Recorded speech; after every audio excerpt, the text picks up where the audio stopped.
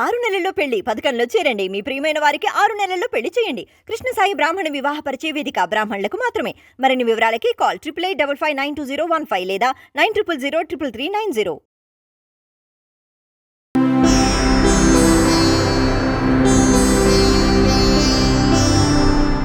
వీక్షకులందరికీ నమస్కారం. డిసెంబర్ నెల 1వ తారీఖు లగాయతు డిసెంబర్ 7వ తారీఖు వరకు ఉండేటువంటి గ్రహగతుల ఆధారంగా ద్వాదశ రాశుల వారికి ఈ వారం ఏ విధమైనటువంటి శుభాశుభ ఫలితాలు కలగబోతున్నా తెలుసుకుందాం. మీనరాశి వారికి ఈ వారం మిశ్రమమైనటువంటి ఫలితాలు కనబడుతూ ఉన్నాయి.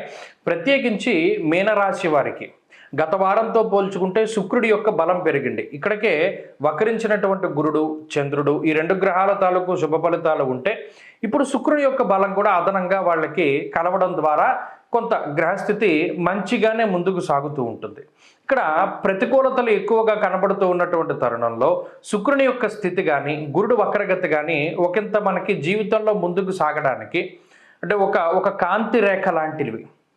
అంటే చీకట్లో ఉన్నవాడికి ఒక టార్చ్ లైట్ దొరికితే ఎలా ఉంటుంది, అలా కొంత క్రిస్టల్ క్లియర్గా మన పరిస్థితులు ఇవి, మనం తీసుకోవాల్సిన నిర్ణయాలు ఇవి, మనం మెలగవలసిన విధానం ఇది అనేటువంటి పరిస్థితుల్లో వారు ముందుకు సాగుతూ ఉంటారు. అంతేకాకుండా ఆలోచనాత్మకమైనటువంటి శక్తి పెరుగుతుంది. ఎప్పుడైతే శుక్ర గురులు అటు దేవతల గురువు, రాక్షసుల గురువు అనుకూలిస్తారో బుద్ధి ప్రచోదనం అవుతుంది. పలానా పని చేస్తే మనం నష్టపోతాం, పలానా పని చేస్తే లాభపడతాం అని ఆ యుక్తాయుక్త విచక్షణ కలిగి ఉంటారు.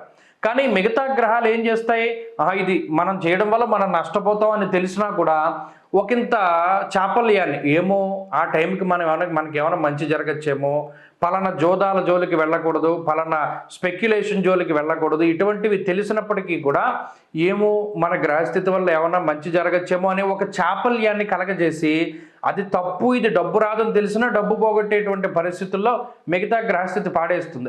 ఆ విషయం పట్ల జాగ్రత్త వహించాలి. అలాగే మీ ముఖ్యమైనటువంటి రహస్యాలను ఎప్పుడూ కూడా బట్టబయలు చేయకూడదు.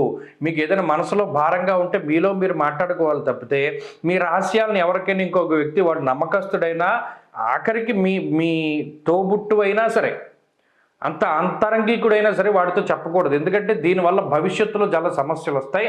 ఆ విషయాన్ని దృష్టిలో పెట్టుకోండి. అలాగే ఆదాయ పరిస్థితులు ఈ వారం చాలా బాగున్నాయి. ఆరోగ్యపరంగా కూడా ఈ వారం గ్రహస్థితి కొంత గత వారం కంటే కొంత అనుకూలంగానే ఉన్నది. కుటుంబ సభ్యులతో ఉండే పరిస్థితులే కొంత బాగోవు, వారు మీకు కొంత ప్రతికూలంగా ఉంటారు. అయితే ఉద్యోగ వ్యాపారాదులపైనే ఎక్కువ సమయాన్ని గడుపుతూ ఉంటారు. తత్ఫలితంగా ఇక్కడ ఉండేటువంటి విషయాలన్నీ అక్కడ మర్చిపోతూ ఉంటారు. ఆ ఉద్యోగంలో పడి కొంత ఇంటి విషయాలన్నీ కూడా కొంత మీరు మర్చిపోవడానికి అవకాశం ఉంటుంది. అలాగే ఎవరైనా విదేశాలకు వెళ్ళాలి, అక్కడ స్థిరత్వం పొందాలి, లేదా ఇప్పటికీ విదేశాల్లో ఉండి అక్కడ ఏదైనా ఒక స్థిరత్వం కోసం ప్రయత్నం చేస్తూ ఉండేటువంటి వారికి ఈ వారం గ్రహస్థితి చాలా అనుకూలంగా ఉంటుంది.